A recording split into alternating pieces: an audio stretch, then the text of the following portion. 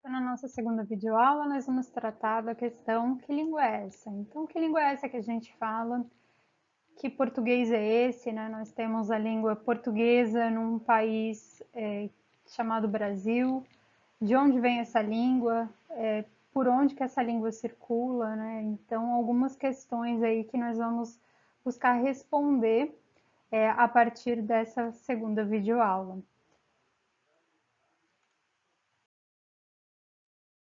Nesse sentido, quando a gente fala de língua portuguesa e quando a gente se pergunta, então, né, que língua é essa que a gente fala, é sempre importante a gente então, levar em consideração três grandes dimensões, três grandes aspectos, que nós vamos tratar nas próximas semanas, ao longo dessa semana e das próximas semanas, como eixos, então, fundamentais que nos ajudam a entender um pouco mais para a gente poder, por exemplo, compreender como que se estabelece a norma culta no Brasil, qual é a relação dessa norma com os acordos que são estabelecidos entre os países falantes de língua portuguesa, e também para a gente entender um pouco mais a fundo qual é o sentido da gramática, por que a gente estuda a gramática e o quanto de fato essa gramática ela tem um fundo, tem um objetivo de compreensão dessa língua e de compreender então as questões do comportamento da língua e de como os falantes estão usando essa língua portuguesa,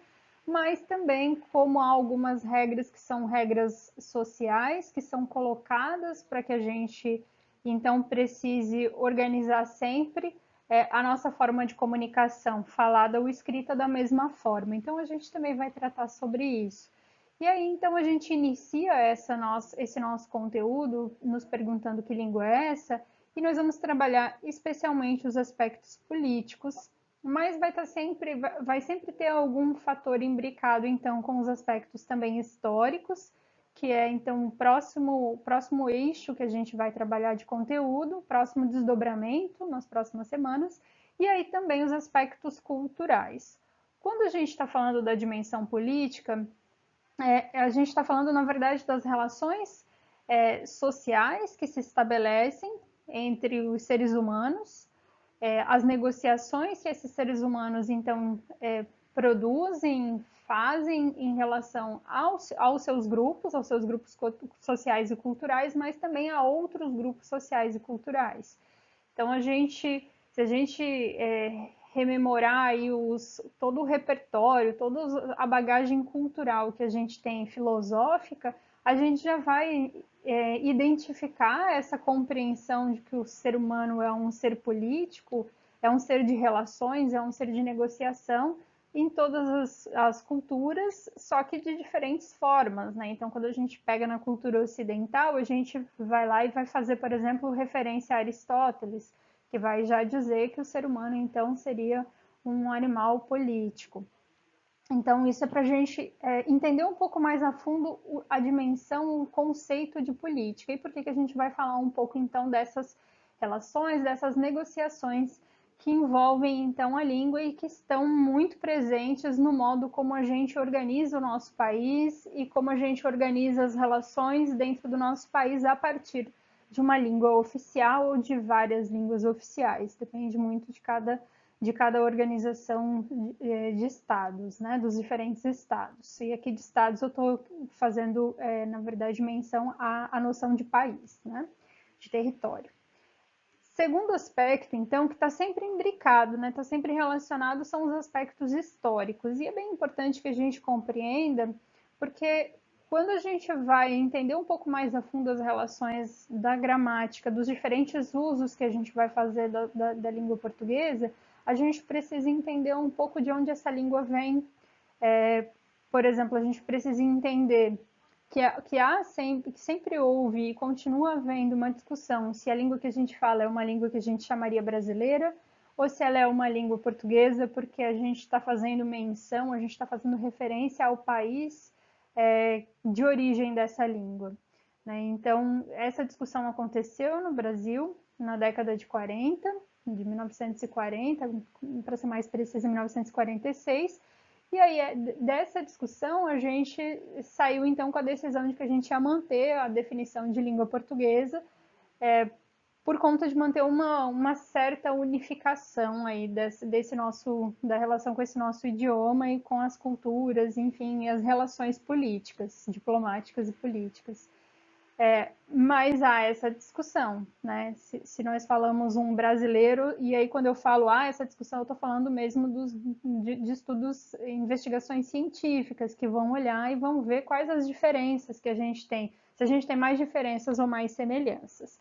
As políticas linguísticas que a gente tem pensadas hoje nos países falantes de língua portuguesa tentam ressaltar as semelhanças, mas a gente também pode olhar sob o ponto de vista das diferenças.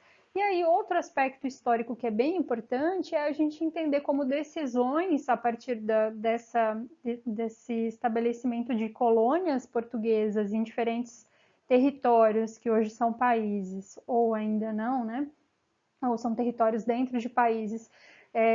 As políticas que foram se estabelecendo foram políticas que muitas vezes permitiram que outras línguas se desenvolvessem, se mantivessem naquele local ou não. Então, a gente também precisa entender esses aspectos históricos. E aí, voltando um pouco mais atrás, a gente também pode se perguntar de onde vem essa língua portuguesa antes de ser língua portuguesa. Mas não é o foco dessa nossa aula, então vamos só fazer trazer esses aspectos todos para vocês já irem pensando. Em relação aos aspectos culturais, é bem importante também que a gente compreenda que se de um lado a gente tem a dimensão política, de outro lado a gente tem aspectos das culturas que vão se estabelecer nas línguas. Então, a identidade cultural dos povos, dos grupos sociais, está muito relacionado à língua, ao modo de se comunicar, à entonação que se usa, ao tipo de palavras que se cria. Então, uma série de questões que vão perpassar os aspectos culturais e que no Brasil vão precisar envolver pelo menos a questão dos indígenas, a questão das línguas indígenas, das línguas africanas e aí também das línguas europeias que vão ser representadas na língua portuguesa principalmente, mas não só. A gente vai ter outras línguas europeias que também estão presentes no Brasil, a gente vai falar um pouquinho também disso hoje, mas é o nosso foco nas próximas aulas. Trazendo então algumas informações antes de a gente entrar nos aspectos mais políticos, para a gente entender, tá? Então a gente fala a língua portuguesa e aí a gente poderia se perguntar quantas outras línguas existem. Enfim, alguém catalogou as línguas e construiu um espaço de registro, que é um espaço de registro que está sempre sendo atualizado e que mantém lá as informações, então, sobre as línguas no mundo, as línguas mais faladas. Enfim, o site está em inglês, dá para a gente traduzir, é o Ethnologue, que traz, então, as linguagens do mundo. E aí, desse site, que tem aqui o link para vocês no próximo slide, eu tirei as seguintes informações para a gente pensar. Então, hoje a gente tem no mundo 7.139 línguas, e é importante que a gente entenda que dessas 7.139, a gente tem 40% ameaçadas de desaparecerem. E por que isso acontece? Isso acontece porque essas línguas elas têm menos de 1.000 pessoas que dominam, então tem grupos sociais, culturais que às vezes estão dentro de países, muitas vezes dentro de países, que se consolidaram e oficializaram uma determinada língua, que é uma língua dominante, e essas outras línguas têm desaparecido. E outra informação, então, que é a contraparte disso, é que 23 línguas hoje, dessas 7.139, então uma parcela muito pequena, são faladas por metade da população. Então, a maior parte das pessoas fala, domina, tem como língua oficial 23 línguas, e essas outras tantas línguas, ou elas são uma segunda língua, né, ou são faladas por populações muito pequenas.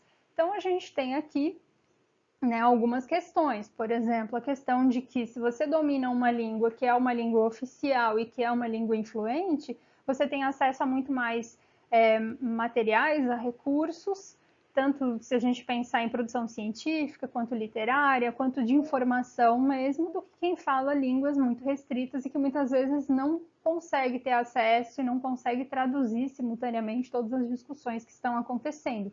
Então, a gente tem uma tendência a esse apagamento dessas outras línguas, e como a gente estava conversando anteriormente, a gente está falando de apagamento de línguas, de algum modo a gente está falando de algum apagamento de traços culturais, de elementos culturais.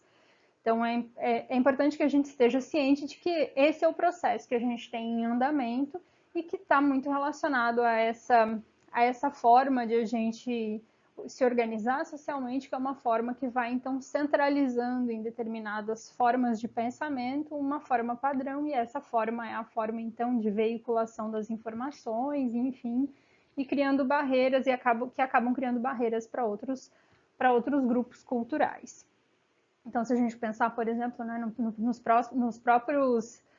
na própria produção literária, cinematográfica, artística, a gente vai ter, então, uma preocupação muito maior em colocar as traduções, em veicular as traduções para e ter verba destinada para isso também, né?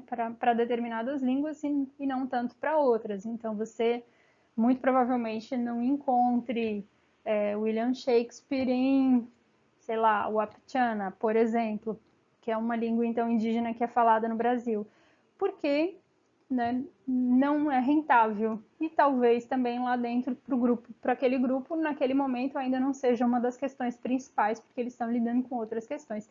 Então é só um exemplo aí para a gente pensar, e a gente poderia pensar em muitos outros exemplos em relação a acesso aos bens culturais que são produzidos coletivamente aí. E aí, outra questão, então, nessas informações aqui ainda iniciais, é a gente pensar, então, tá, mas quais são, então, as línguas que são mais faladas? E, de acordo com o Ethnologue, a gente tem aqui, então, no top 10 aqui das línguas mais faladas. Tem o link para vocês acessarem, navegarem lá no site, se vocês tiverem interesse. Mas aí eu trouxe aqui para a gente, né? A gente tem uma discussão de quem é a língua mais falada e aí o inglês ele ocupa o primeiro lugar quando a gente está falando de maior disseminação, de maior espalhamento, de maior presença e de falantes não nativos. E o mandarim vem em segundo lugar quando é essa realidade. Quando a gente está falando de falantes nativos, aí o mandarim é o primeiro.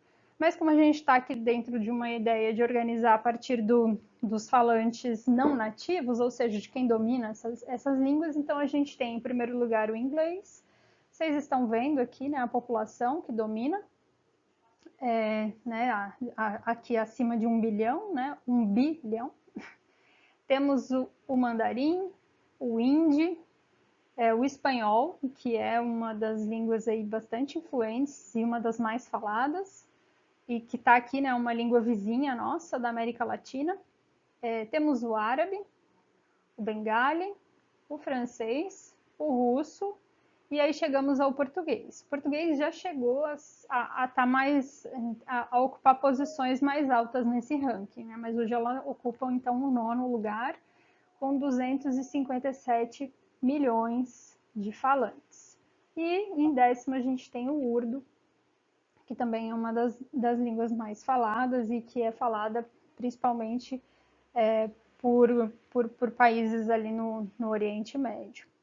Então temos esse ranking aqui, e aí a gente vai ver nas próximas videoaulas aqui como que são pensados os critérios para, além de a gente observar, então, o número de população, né, de falantes que dominam essa língua como um dos fatores para definir que uma língua é politicamente influente, que ela é uma língua importante de estar presente dentro de uma organização como a ONU, né, para citar uma desses órgãos internacionais.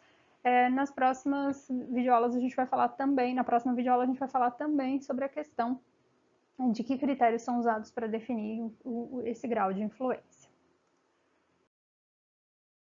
Sobre a língua portuguesa agora, vamos falar então, né, de que língua é essa e de quem ela, onde mais ela anda, né? Então, além de ela ser então a 9ª língua aí que é mais falada, ela é a 9ª língua porque ela está então além de comunidades de falantes de língua portuguesa que se formam em outros países, que não têm necessariamente a língua portuguesa como oficial, mas tem então grandes grupos de imigrantes, como nos Estados Unidos, no Canadá e em toda a Europa, por exemplo, e também na China hoje, a gente tem então essa língua presente em 9 países, que são países membros de uma comunidade de países que falam a língua portuguesa. Esse órgão é um órgão formalizado. Existe então essa comunidade de diálogo internacional entre esses países, e esses países então vão partir de Portugal, que né, fato histórico, elemento histórico, a partir das empreitadas econômicas e das rotas comerciais, da busca por rotas comerciais nas navegações, Portugal então vai deixar o seu rastro em uma série de países. Esses países envolvem então a América, a África e também a Ásia, né? Então a gente tem e Europa, né? Então a gente tem Portugal, a gente tem na África Cabo Verde, então vocês podem ver aqui, né, no mapa, Guiné-Bissau, São Tomé e Príncipe, Guiné Equatorial, que foi um dos últimos países a entrar aqui nesse grupo, Angola, Moçambique. Temos o Brasil, que então é o país que concentra maior número de falantes, a maior parte. Então é uma nação, é um país que é mais poderoso que o país mãe, digamos assim. E aí temos também aqui então o Timor-Leste como um desses 9 países. Além dos países, a gente tem também a língua portuguesa presente em Macau, na China, que até o ano de 2049 é considerada a língua portuguesa lá também uma língua oficial junto com o mandarim. E temos também na Índia territórios que também utilizam a língua portuguesa, são comunidades que também são falantes, embora já esteja né, um pouco distante da língua portuguesa, como a gente como é presente, por exemplo, em Portugal e em outros países que têm aí, fazem uso dessa língua como uma língua oficial, certo? Então, aqui eu trago para vocês, em relação aos dados desses países, da população desses países, e esses dados, então, estão presentes lá naquele grupo, que é, então, um grupo internacional da comunidade dos países que fazem uso dessa língua portuguesa, tem a língua como oficial. Então, a gente tem aqui o Brasil, né, com 211,8 milhões de falantes, e aí os dados aqui, né, dos demais países. A gente tem países como Angola e Moçambique que também tem populações expressivas, tendo o cuidado aqui de saber que em alguns países, por exemplo, Angola e Moçambique, tem uma tensão muito grande porque lá a língua portuguesa tão não é tão consolidada como no Brasil. Lá tem tensões mais fortes em relação a essa compreensão da população de que a língua portuguesa seria uma língua oficial. Aqui é mais tranquilo, a gente, né, por todo lugar que a gente vai no Brasil, todo mundo domina a língua portuguesa, pelo menos. Tem a língua portuguesa como língua oficial e língua de uso cotidiano. Não é bem assim nesses países que eu citei aqui agora. E aí a gente tem populações menos expressivas, como no Cabo Verde, em Cabo Verde e São Tomé e Príncipe, que são as populações menos expressivas aqui com menos de 500 mil habitantes e 500 mil falantes. Mas ainda assim, então, esse é um dos fatores que faz com que a gente esteja então dentro desse ranking das línguas mais faladas e também línguas com um certo grau de influência aí pelo mundo. Certo? Na próxima videoaula, então, vou tratar um pouquinho mais sobre as dimensões políticas sobre a língua portuguesa.